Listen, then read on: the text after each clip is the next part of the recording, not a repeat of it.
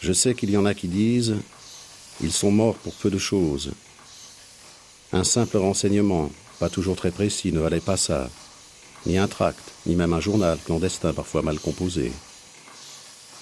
À cela, il faut répondre « C'est qu'ils étaient du côté de la vie. C'est qu'ils aimaient des choses aussi insignifiantes qu'une chanson, un claquement des doigts, un sourire. Tu peux serrer dans ta main une abeille jusqu'à ce qu'elle étouffe. Elle n'étouffera pas sans t'avoir piqué. C'est peu de choses, dis-tu, oui, c'est peu de choses. Mais si elle ne te piquait pas, il y a longtemps qu'il n'y aurait plus d'abeilles.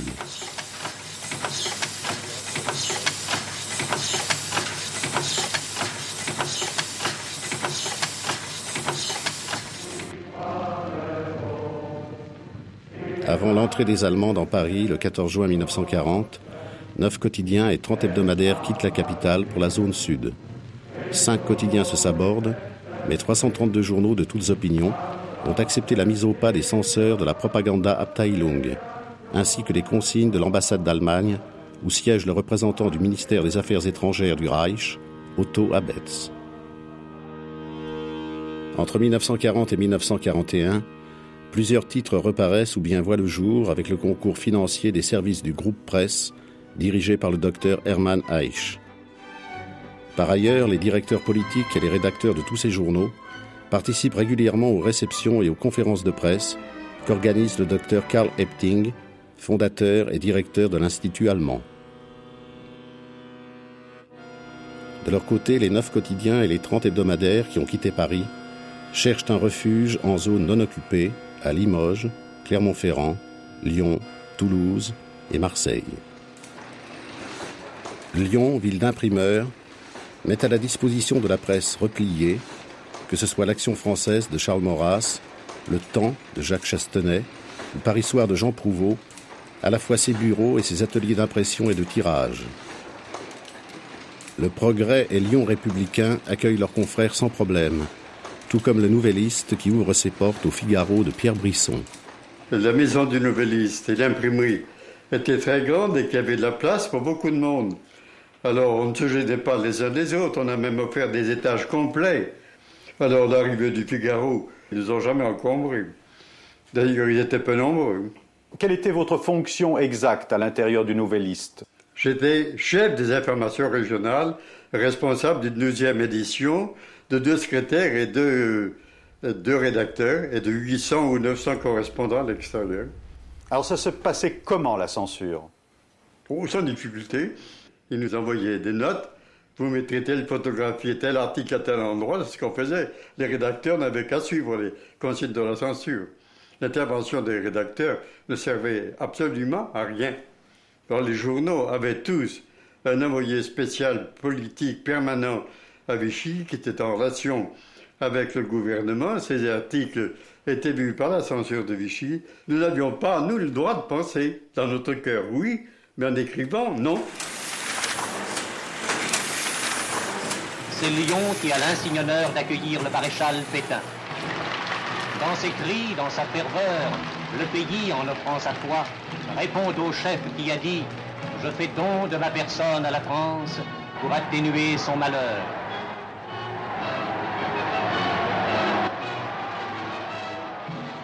Avez-vous remarqué, monsieur le maréchal, que les appels vibrants de la foule, d'abord multiples, se sont fondus bientôt en 2 seuls cris.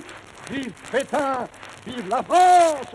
Dieu crie, mais non, c'en est un seul, car Pétain, c'est la France. Et la France, aujourd'hui, c'est Pétain. Nous avons pensé qu'il n'y avait pas que les Allemands vainqueurs dans notre pays, mais qu'il y avait en plus un gouvernement de traîtres et des Français qui étaient des traîtres. Donc l'activité principale d'un vrai Français, de quelqu'un qui veut vivre dans la liberté, c'est d'abord de dénoncer les traîtres. Alors on en a choisi un qui s'appelait Carbuccia, et le premier tract que nous avons écrit était contre Carbuccia. Nous l'avons écrit sur les bancs de l'université de Clermont-Ferrand. Et puis Raymond, qui s'est intégré dans les 15 jours qui ont suivi à cette initiative, a eu l'idée de dire, mais enfin tout de même, la libération, ça comporte aussi le territoire. Et c'est comme ça que le mot libération est devenu le nom du premier manifeste qu'on a fait. Quand on est dans une situation sous un régime de dictature lourde et qu'on veut exprimer quelque chose, il faut communiquer. Il faut communiquer avec ses compatriotes, avec les gens qui vous entourent, et si possible, communiquer des informations. Tout le monde a soif d'informations. C'est pour ça que pratiquement toutes les organisations de résistance ont commencé par des graffitis, puis par des tracts, puis par des journaux clandestins.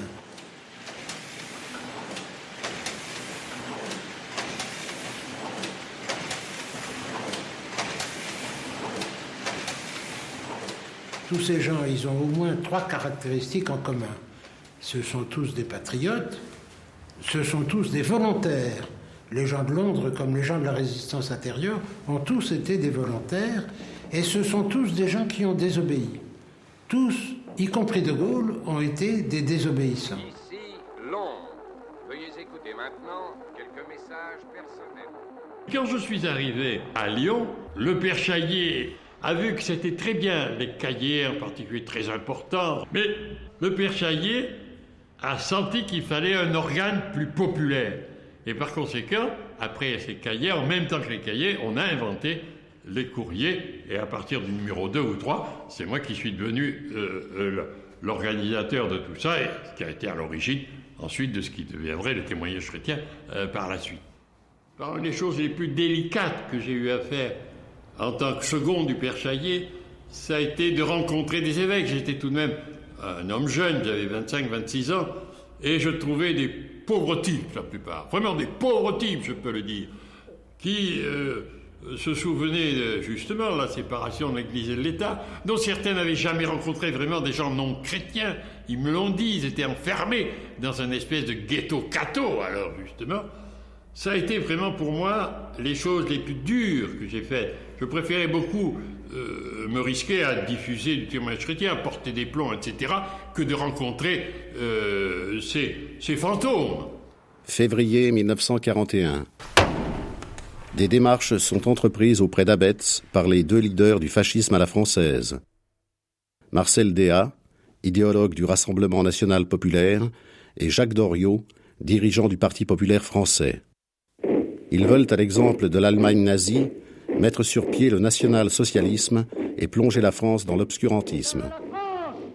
Et pour cela, ils organisent avec le chef du mouvement social-révolutionnaire Eugène Deloncle le Parti unique.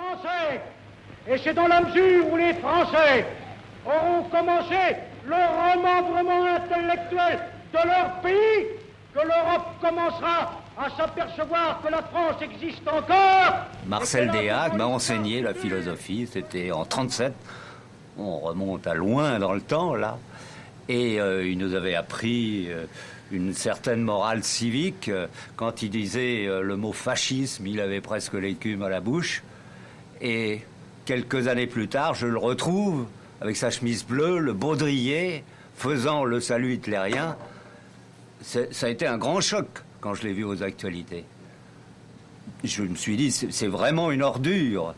Non seulement Marcel Déat poursuit, mais il accentue son engagement dans la politique pendant les années d'occupation. Je dirais qu'il s'éloigne encore davantage de la philosophie et des principes et du socialisme pour jouer le jeu du réalisme. Et l'idée, enfin l'une des idées de Marcel Déat, c'est qu'il faut que le socialisme s'adapte au temps nouveau et qu'il faut faire un mariage de raison puis d'enthousiasme, dit-il, entre la vieille pensée socialiste et la force politique d'avenir que représente le fascisme. Déat a toujours été quelqu'un qui était, comment dirais-je, un idéologue, un journaliste, quelqu'un qui traçait la ligne à suivre. C'était un excellent orateur aussi. Il faisait des discours très applaudis, très suivis, mais il vivait absolument hors de l'appareil. Dès avant-guerre, Jacques Doriot a trouvé en Albert Beugras un compagnon de lutte inconditionnel. Il lui délègue très rapidement la responsabilité du Parti populaire français en région lyonnaise. À ce titre, Albert Beugras monte un journal, L'Attaque, qui se fait le porte-parole de la politique du chef, auquel il voue un culte sans bornes. Dans notre famille, on a toujours agité Doriot comme la mauvaise influence, le sorcier. C'est un peu comme ça que je l'ai vécu, c'est-à-dire que Albert, ma foi Albert, il aurait peut-être choisi le bon camp. Ben non, parce que finalement Doriot l'a convaincu du contraire. Et je ne sais pas comment ça se passait, c'est un peu schématique, mais c'est comme ça que ça s'est passé. C'est-à-dire qu'il est sous l'emprise, pas seulement d'un homme, mais d'idées. Alors, est-ce qu'il met son idéal là-dedans? Enfin, il se fait quand même tirer l'oreille. Hein. Il dit, bon, d'accord, on va voir. C'est-à-dire qu'il dit, bon, allons voir ce qui se passe à Vichy. Lui, c'est son truc. Hein. C'est une charte du travail, établir une charte du travail. Donc, allez voir si on peut faire quelque chose avec les gens de Vichy. Chez nous, bien avant l'avènement du national-socialisme, des hommes ont proclamé la haute prééminence du travail et la nécessité d'un système de communauté permettant à leurs membres de collaborer sans... Le 22 juin 1941, qui est d'ailleurs un moment historique pour mon père, Albert, puisque c'est exactement à ce moment-là qu'ils avaient leur réunion, les assises du PPF à Lyon. Donc Doriot était à Lyon, ils étaient tous à Lyon, et c'est là qu'ils apprennent que le pacte germano-soviétique a été rompu. Et ça, c'est la fête hein, pour eux, c'est extraordinaire, parce qu'enfin, ça leur donne leur justification absolue. C'est-à-dire que maintenant, alors, qu'est-ce qu'il reste à faire? Il reste à marcher à fond dans la collaboration.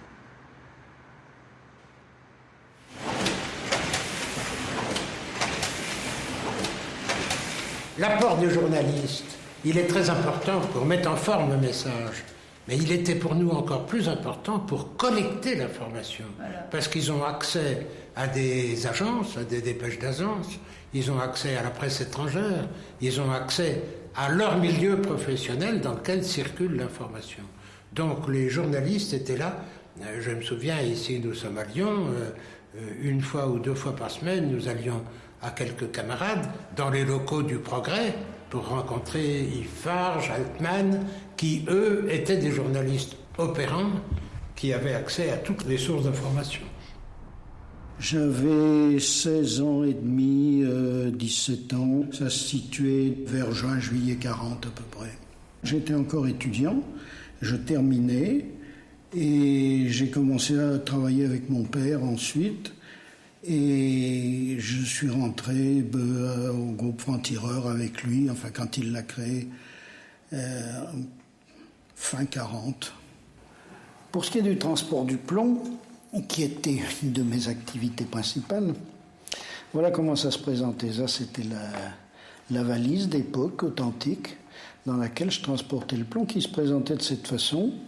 Des lignes de linotypie ceinturées par une ficelle comme ça. Et pendant toutes ces années, la grande peur que j'ai toujours eue, c'est de fiche la valise par terre, que les ficelles se défassent et que le plomb se répartisse à travers toute la valise. Le gros inconvénient, c'était le poids. Dans une petite valise, avoir un matériel aussi lourd, ça ne pouvait qu'attirer l'attention. Alors il fallait avoir l'air décontracté et promener ça avec la légèreté qui s'y essayait à ce genre de choses. Le journal imprimé est transporté dans des villes et à partir de là, s'élabore petit à petit un réseau de distribution. Les gens prennent chacun des éléments du réseau a un paquet de journaux à distribuer. Très souvent, ces gens qui reçoivent notre journal reçoivent aussi à l'occasion un autre journal clandestin et le diffusent aussi bien. Donc ces réseaux de distribution, ce sont en même temps, c'est le squelette des mouvements de résistance, c'est réellement le squelette des mouvements de résistance et c'est en même temps un levier très important pour l'unité de la résistance. 3 mois, la vie d'un imprimeur. Libération a eu des imprimeries à Villeurbanne, à Toulouse, à Thiers, à Rodez, Montélimar, à Auch, à Montélimar, et j'en oublie. Et je dirais que dans la hiérarchie, c'est eux que je mettrais en tête. Et d'ailleurs, c'est parmi eux qu'il y a eu le plus grand nombre de morts, et en particulier pour le témoignage chrétien de celui qu'on appelait Papa Ponce. C'est-à-dire des gens qui avaient une famille, qui avaient un métier et des ouvriers, qui avaient l'air de travailler comme les autres. Et puis, quand le samedi arrivait, tout se transformait, et avec quelques-uns, ils se mettaient, pendant 2 jours, à faire l'impression, le tirage, etc. La Légion des volontaires français contre le bolchevisme s'est constituée. Sa première réunion a lieu au Vélodrome d'hiver. Le salut de la France ne devait être confié qu'à l'effort privé, à l'effort volontaire des légionnaires. Je suis sûr que cela, vous l'accomplirez ensemble jusqu'au bout, et que la France sera sauvée. Si la France veut rester digne de l'Europe, il faut qu'elle se batte avec elle contre le bolchevisme. Il n'y a pas d'autre issue pour nous. À cette époque-là, il y a un meeting qui s'est tenu au Veldiv, auquel je suis allé assister, et j'étais très tenté de rejoindre DA, mais la présence omnipotente, je dirais, des cagouleurs, je n'ai pas donné suite. Je n'ai pas donné suite à ça, et j'ai attendu que la rupture se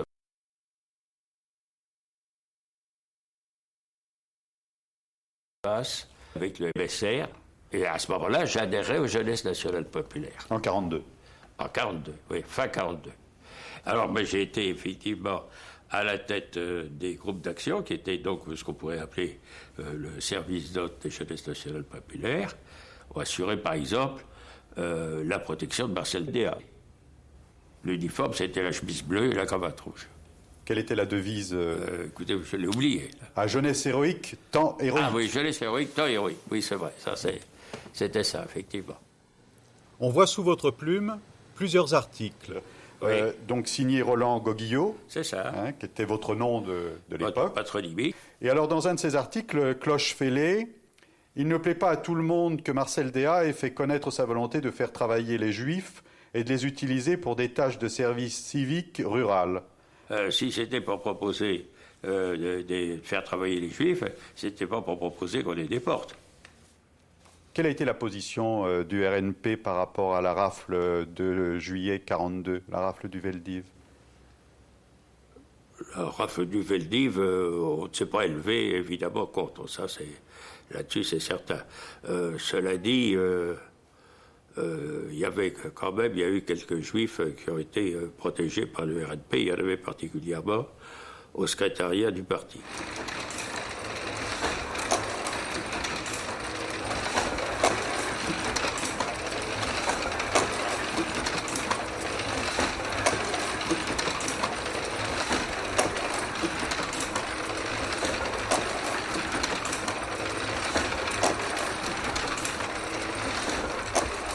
À Paris a été inauguré l'Institut d'études des questions juives. Monsieur Gérard prend la parole. L'Institut d'études des questions juives ne dépend et ne dépendra jamais d'aucun parti politique. Ils sont avant tout un office de centralisation, de coordination et d'information traitant la question juive sur le plan scientifique et étudiant le problème juif sur le plan européen. Un des domaines dans lesquels les nazis ont marqué un point, c'est l'établissement, l'organisation du secret. Le secret sur la solution finale a été finalement très très peu dévoilé par la presse clandestine. Il y a des exceptions, témoignages chrétiens, il y a quelques journaux de la zone nord qui en ont parlé, mais dans l'ensemble, l'opinion française ne s'est pas rendue compte, c'était presque incroyable, cette opération de génocide général. Les quelques personnes qui étaient probablement informées, pour des raisons diverses, ont jugé impossible de donner l'information comme ils la connaissaient. Ces quelques personnes sont très peu nombreuses. C'est probablement Roosevelt, peut-être Churchill, probablement le pape Pie XII. Ils ne se sont guère exprimés. Ils ne se sont pas exprimés du tout sur ce problème de la solution finale. Les Juifs devraient en vouloir à Roosevelt, à Churchill, à tout ce monde-là, qui n'ont jamais... Parce que sans ça, ils ne seraient pas tous allés au Vélodrome d'hiver, s'ils avaient été prévenus.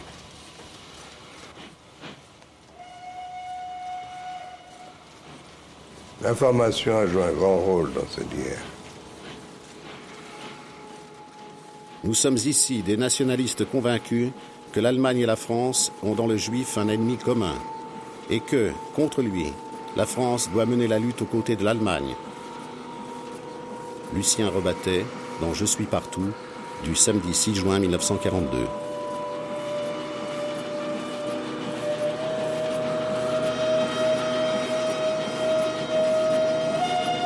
Marie Schex, vous avez écrit que vous étiez une enfant de la collaboration, du maréchal, de Doriot, de la Wehrmacht et de l'antisémitisme.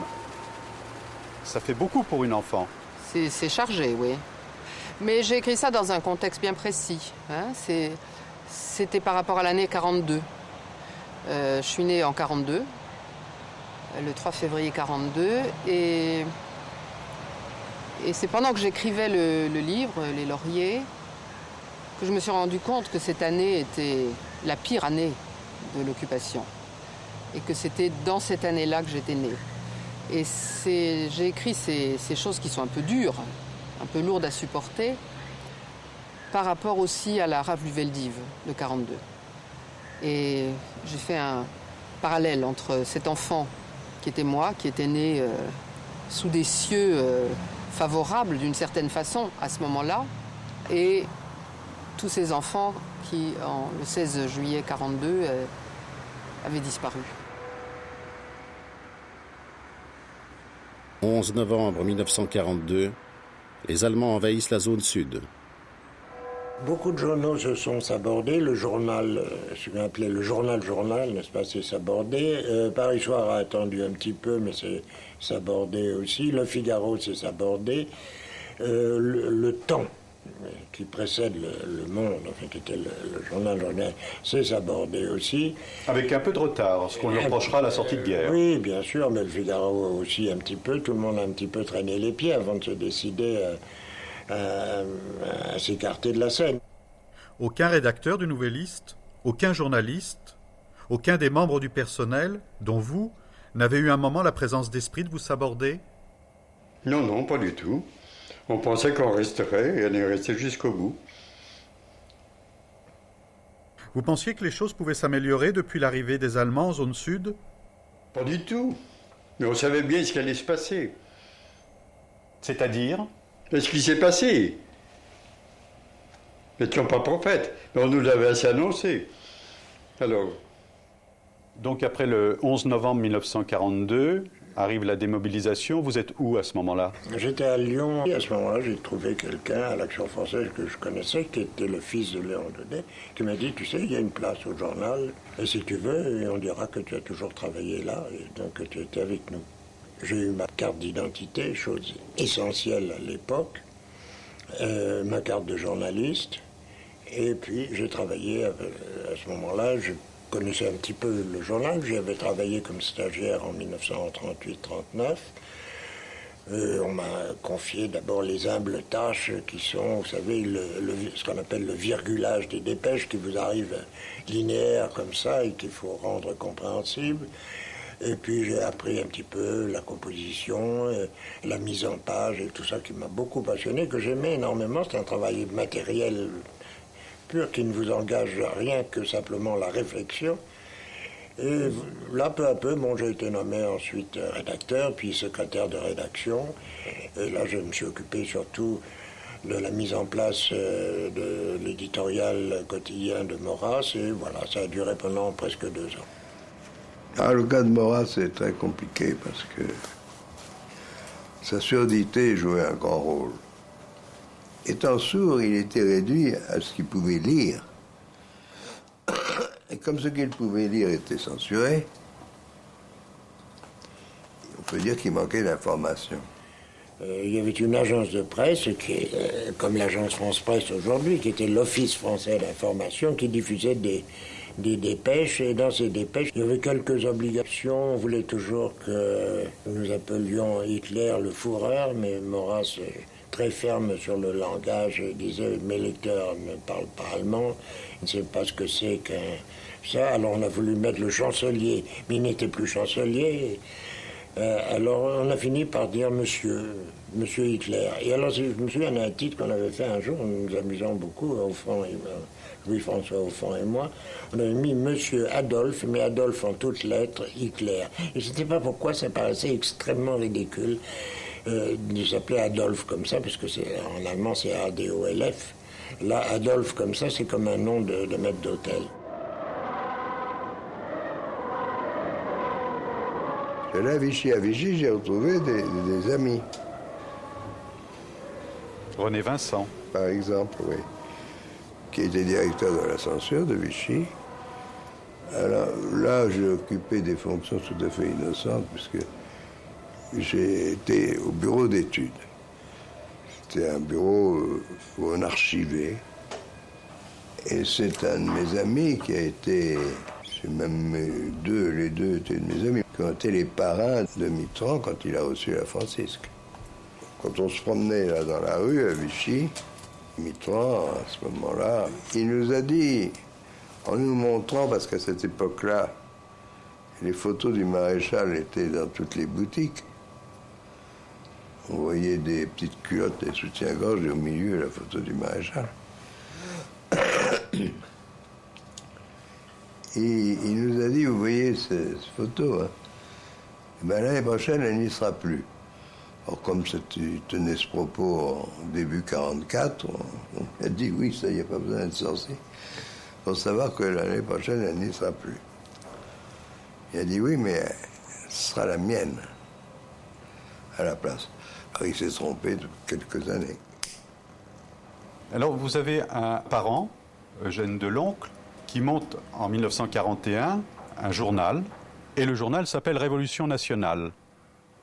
Et ce texte compromis avec la colère est publié sous un pseudo. Vous vous souvenez du pseudo que vous aviez pris dans la Révolution nationale? Oui, Boston. Alors, j'ai retrouvé aussi des traces de votre collaboration à un mensuel qui s'appelait La Légion. J'ai regardé le sommaire. Alors, je vous vois avec certitude au bout de la nuit. Et puis, je vois d'autres noms qui apparaîtront au fur et à mesure dans la presse, alors plus dure que la vôtre, collaborationniste. Je suis partout, combat avec un S. Je vois problème du cinéma nouveau, François-Charles Boer.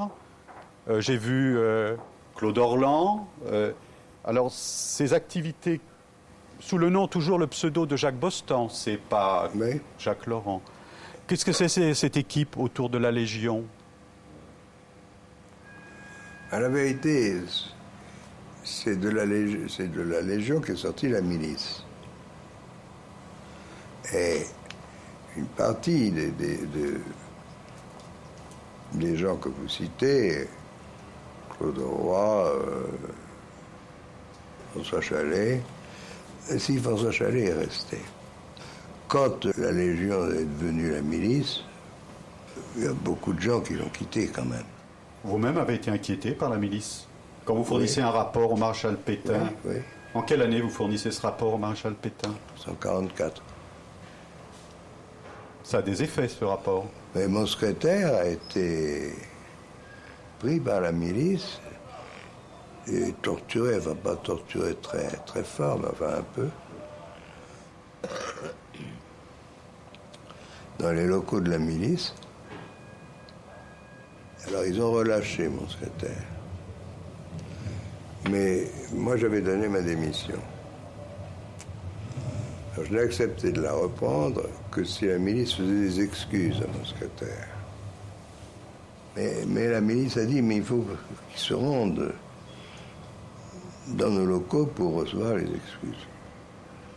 Le directeur de la milice de la région de l'Allier, qui s'appelait M. Boudelan, lui a présenté les excuses de la milice. Lui, mon secrétaire, il avait qu'une idée, c'était se tailler le plus vite possible, sortir de là. On est sorti et sur le pas de la porte, Boudelan nous a dit, vous avez peur de la milice, hein? On dit oui. Eh bien moi j'en ai encore plus peur. Et c'était leur chef. Ne va pas en Allemagne, ne va pas en Allemagne, ne va pas en Allemagne.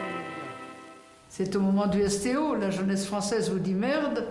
C'était une réponse à la demande de Laval pour les jeunes de partir travailler en Allemagne. Et puis, il y a une photo très impressionnante qui a été prise dans le portefeuille d'un Allemand qui était ratatiné, bien entendu, et qui montre l'exécution d'un jeune Français qui a simplement coupé un câble téléphonique. Au moment où s'organise la déportation des jeunes, Dillard dit il faut aider les jeunes à être encadrés du point de vue moral et religieux. Et je pars avec eux. Il y est mort d'ailleurs. Et d'un autre côté, c'est le cas de Lubac et de moi-même, pour simplifier les choses, en fait il y avait deux groupes, nous disons, pour tous, chrétiens ou pas, le devoir est de ne pas aider les Allemands.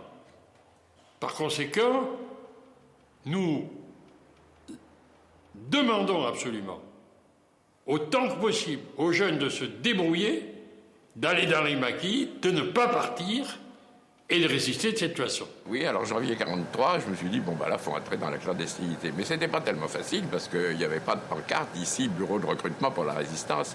Mais enfin, à force d'avoir des amis ici, des amis là, je suis entré dans le mouvement Libération Sud.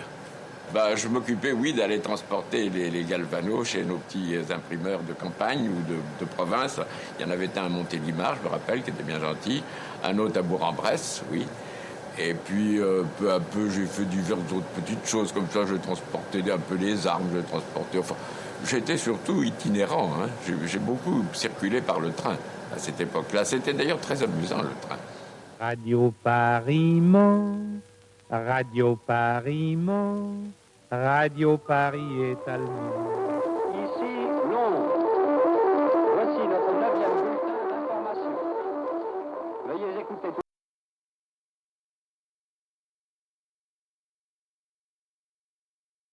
Quelques messages personnels. La BBC a été un des moyens d'information, un haut-parleur, à la fois pour la résistance, pour lui dire ce qu'elle avait à faire, et à la fois pour informer la résistance de ce qu'elle avait fait. Et nous répercutions ça dans nos journaux. Toutes les attaques qu'on a faites contre les collaborateurs, surtout à partir de 1943 et 1944, eh bien, elles étaient dans nos journaux clandestins, mais essentiellement, elles étaient reprises à haute voix par cette équipe extraordinaire de la BBC qui était vraiment notre haut-parleur pour toute la France.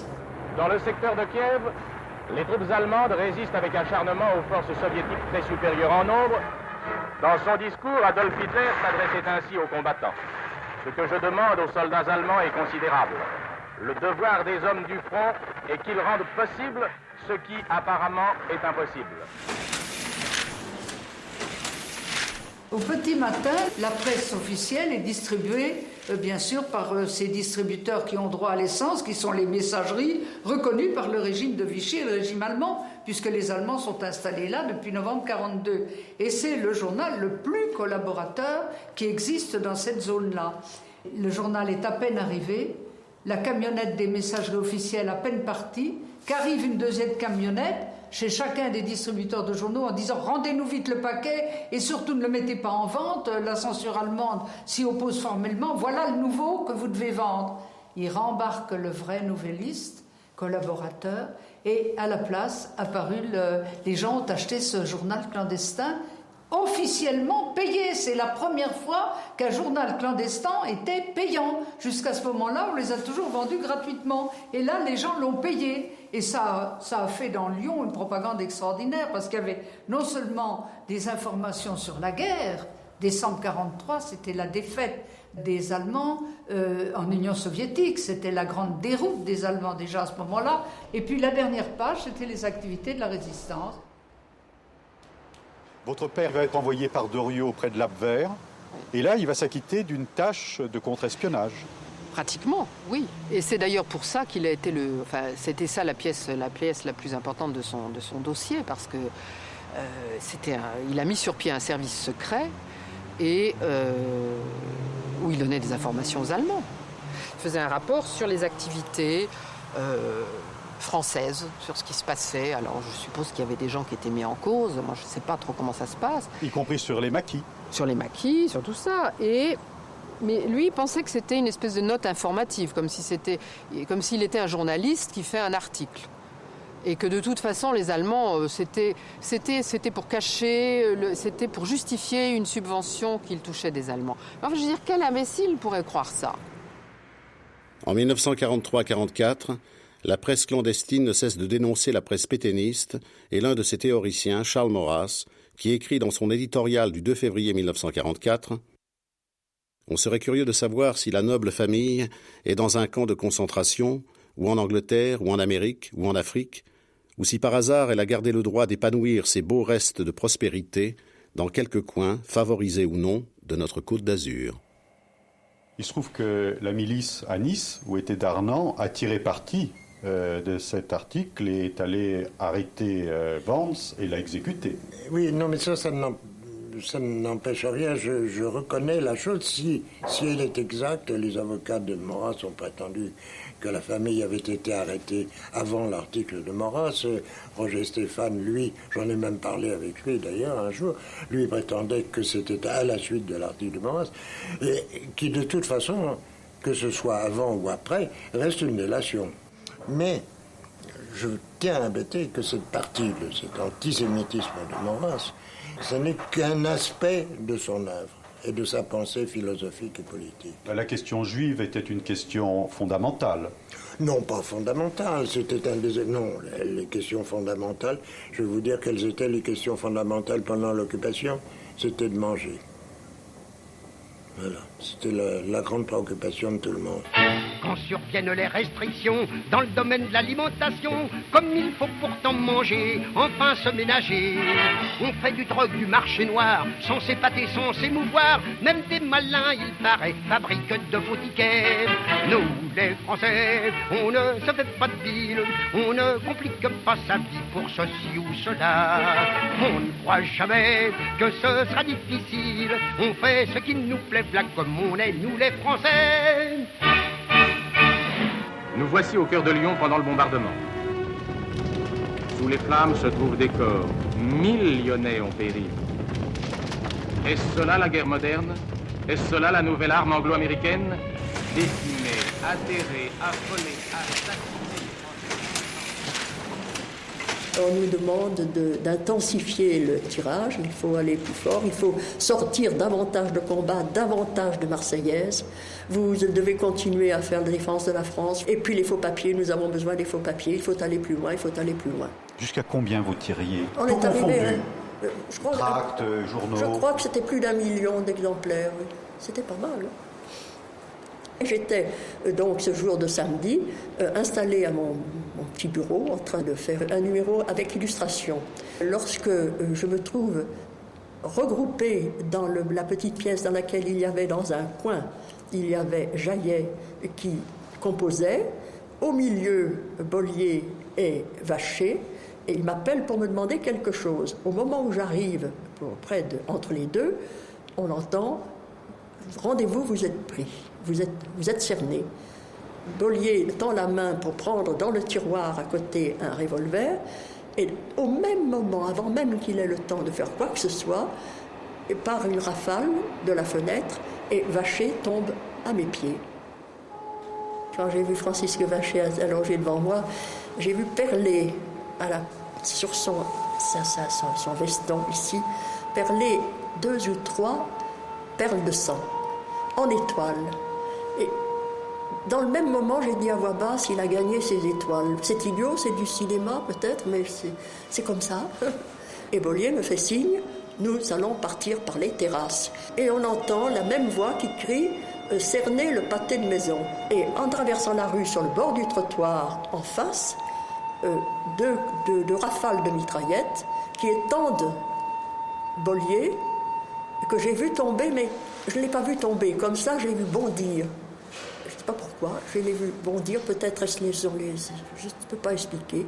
Je l'ai vu bondir et tomber sur le dos. Et puis moi, je suis tombée également, à ce moment-là, ne sachant pas si j'étais blessée ou pas. Et puis j'ai eu un réflexe. Je me suis dit, c'est pas possible, je ne peux pas partir. Alors j'ai pris, le revolver de Bollier était entre nous deux, je l'ai pris et j'ai tiré une balle sur moi aussi. Mais probablement d'une façon tellement maladroite que je ne me suis pas tuée. Je me souviens d'une seule chose, c'est qu'en entendant arriver les Allemands, j'ai quand même eu un peu conscience, j'ai essayé à nouveau de reprendre le revolver qui était là, qui n'avait pas changé. J'ai essayé de le reprendre et j'ai entendu une voix allemande qui m'a dit « Non, c'est pas la peine ». Et c'est tout. On est quoi, à l'été 44 ? Bon, Doriot a la brillante idée de se dire bon, il faut aller sur le terrain, il faut aller expliquer aux populations de Normandie qu'il faut qu'ils gardent leur espoir, il faut continuer la lutte et que ce sont les Alliés qui leur tapent dessus. Enfin, je résume. Hein. Alors Doriot, il va dans son uniforme de la LVF. Hein. Il va sur le front, il va évidemment sur le front allemand. Et il demande à mon père de l'accompagner. Bon, il se fait tailler son costume de LVF. Ça l'embête, je crois, mais enfin, il le fait quand même. Et c'est bien ça qui est quand même indigeste. C'est-à-dire que tout en se disant choqué de faire une chose pareille, il le fait quand même, sous une fausse identité. Et alors, ma pauvre mère apprend comme ça qu'il prend l'identité de son cousin qui était un ecclésiastique. Enfin, ça me fait rire parce que quand même il charriait. Le pauvre cousin Paul, qui était un très brave homme, qui était notre cousin alsacien, il y va sous l'identité de Paul Drusch, qui est un... c'est fou. On nous dit que nous ne sommes pas des patriotes, nous qui acceptons le fait de la défaite, qui en avons le cœur aussi meurtri et aussi déchiré que vous, mais qui entendons partir de là courageusement pour faire les efforts nécessaires et remonter avec des méthodes françaises, sous des chefs français, pour assurer un relèvement français. Et c'est vous qui nous dites que nous ne sommes pas des patriotes, vous qui avez tellement perdu la foi dans votre patrie, que vous ne comptez plus que sur l'étranger pour lui rapporter ce qu'elle a perdu. Philippe Henriot passait son temps à faire un appel au meurtre. Ouais. Il nous traitait de criminels, il nous traitait de lâches, et il appelait au meurtre contre nous. Beaucoup de jeunes sont entrés dans la milice à l'appel de Philippe Henriot. Par conséquent, ce n'est pas un adversaire idéologique avec lequel on peut se contenter de discuter, c'est un ennemi. C'est la guerre, c'est un ennemi, c'est un ennemi prominent, c'est un ennemi dont il faut se débarrasser. D'où l'opération de 1944.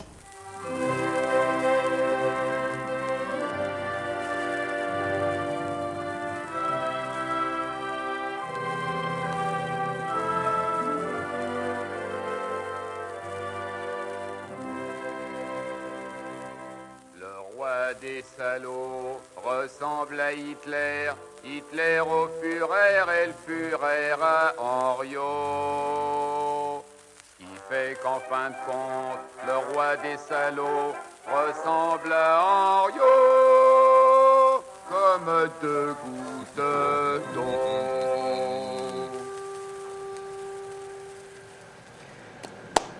Bravo Pierre Dac, c'est magnifique.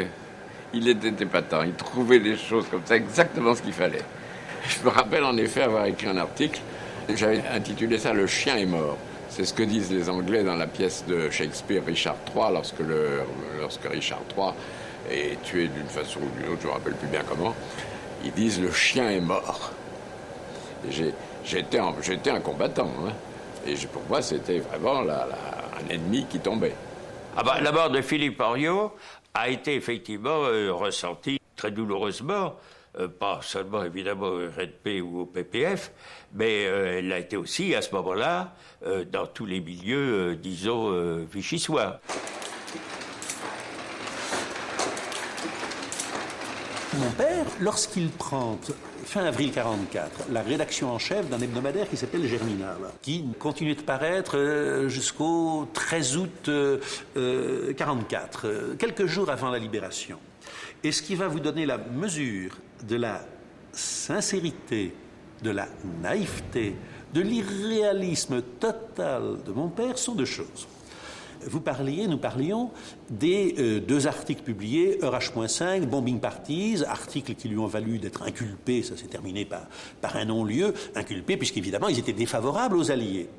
Mais il y a un 3e article qui n'est pas paru, qui n'est jamais paru, qui était un article politique, lui aussi résolument, où mon père préconisait, qu'il destinait à Germinal à la même époque, et où mon père préconisait la constitution d'un front commun de tous les Français, allant des communistes aux gaullistes, aux maréchalistes et aux collaborationnistes les plus enragés, sur le thème « Au fond, ce qui nous unit Français est plus important que ce qui nous sépare. Ne nous faisons pas la guerre. N'ajoutons pas l'horreur de la guerre civile aux horreurs de la guerre étrangère. Tous ensemble, ouais, ouais. »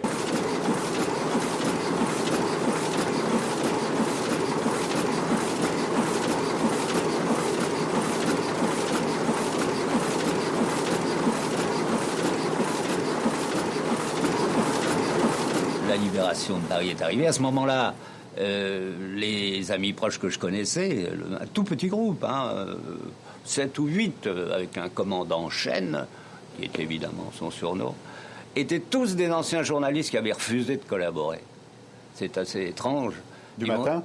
Oui, le plus grand nombre venait du matin, le journal de Buneau-Varilla. Donc ces amis m'ont dit, écoute, viens avec nous, on ne va pas continuer à faire les militaires. Paris va être libéré. C'était vraiment le 18 ou le 19 qui m'ont dit ça, du mois d'août.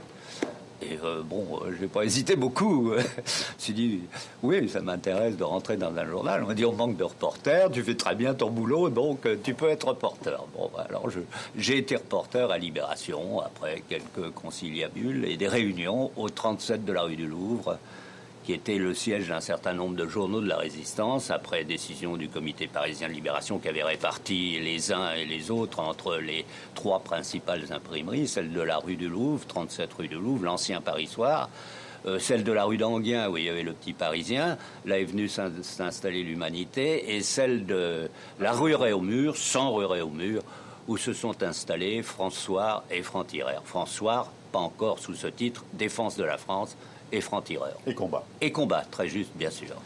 J'avais une mission. Ma mission était de m'emparer de l'immeuble Paris Soir. Ce que j'ai fait, c'était d'ailleurs extrêmement simple. J'y suis allé avec 2 ou 3 fiers à bras qui étaient sous mes ordres.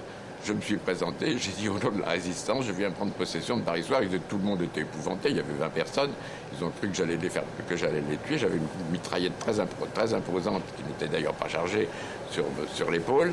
Mes petits camarades que je conduisais avaient l'air extrêmement féroces, et nous nous sommes emparés comme ça de Paris.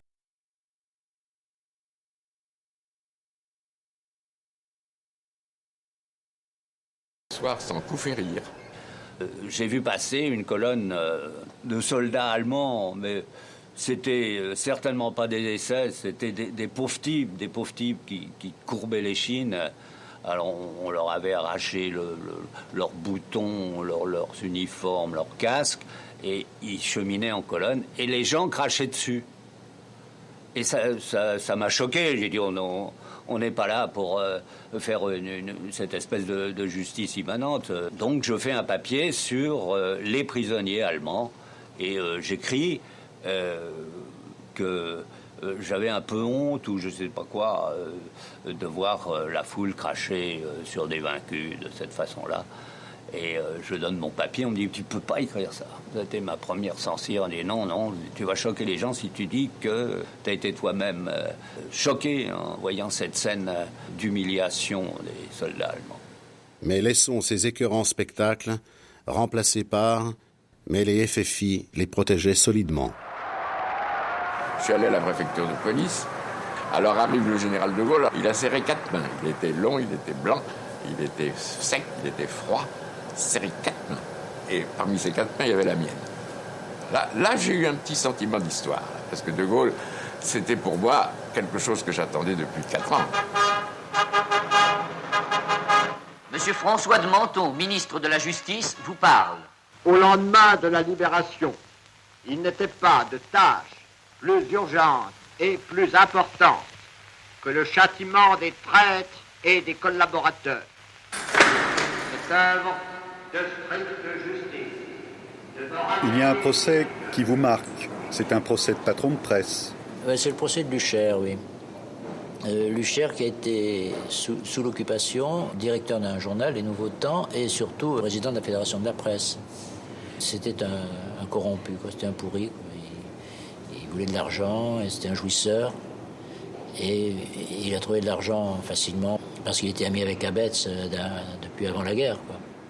Ça m'a frappé ce procès parce qu'à un moment on parle d'un méfait quelconque qui avait été commis, et Lucher dit « Ah ben je sais pas, j'étais pas là ».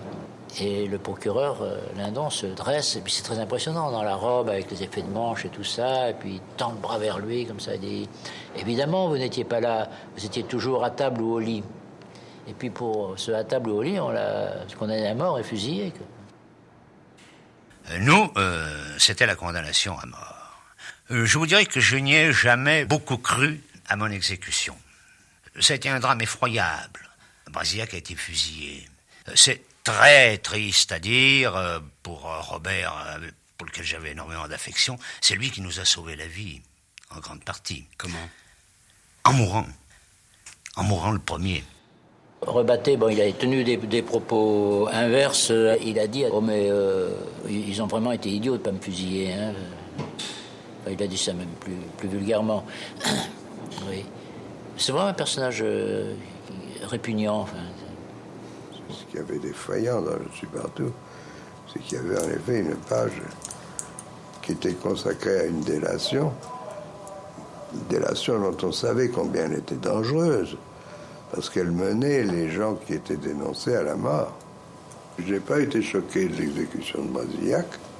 Bon, il avait le droit de penser ce qu'il voulait, de souhaiter même la victoire de l'Allemagne contre la Russie. Bon, ça, je ne lui reprocherai pas du tout. Mais il a dénoncé des gens et il les désignait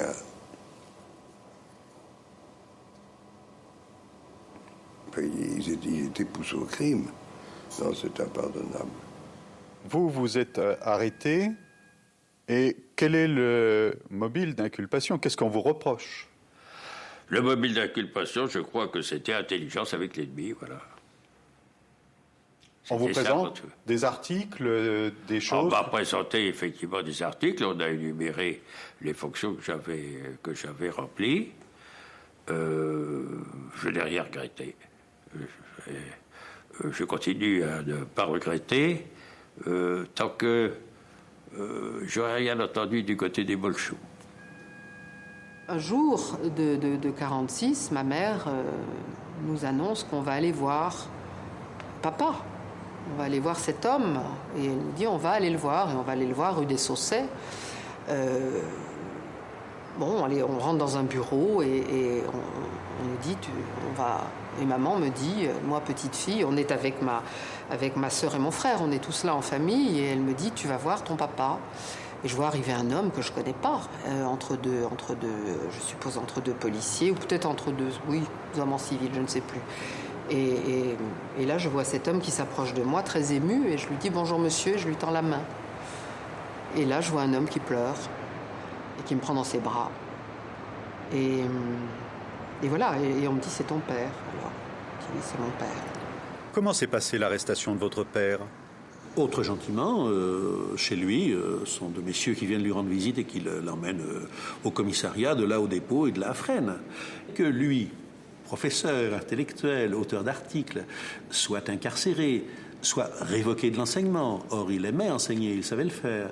Et interdit de publication, puisque pendant 2 années, le Comité national ou le Conseil national des écrivains, le CNE, a fait régner sa loi et a prétendu interdire aux gens qui avaient publié sous l'occupation de continuer à le faire. Ça a été une humiliation certainement très grande et qui ne l'a nullement amené à s'interroger sur le bien ou le mal fondé de ses engagements, mais qui lui a, dont il a souffert toute sa vie. Pour moi, l'épuration, je ne pensais pas qu'elle allait se dérouler de cette manière, parce que je pensais, et c'était vraiment une erreur en effet fondamentale, que les idées, les écrits, ça n'était pas des actes de guerre, ça n'était pas, bon, très bien, ça n'était pas, disons, des actes de trahison. Alors j'ai découvert, avec l'épuration, que j'appartenais aux traîtres. Bon, très bien. J'avais simplement à réaliser, c'est ce que m'a permis de réaliser mes longues années de prison, la responsabilité de l'écrivain, de l'intellectuel, la responsabilité des mots, parce que les mots, en fin de compte, on écrit, on croit, on joue avec les mots, on joue avec les idées, et on ne pense pas que les mots, ça peut tuer comme les balles.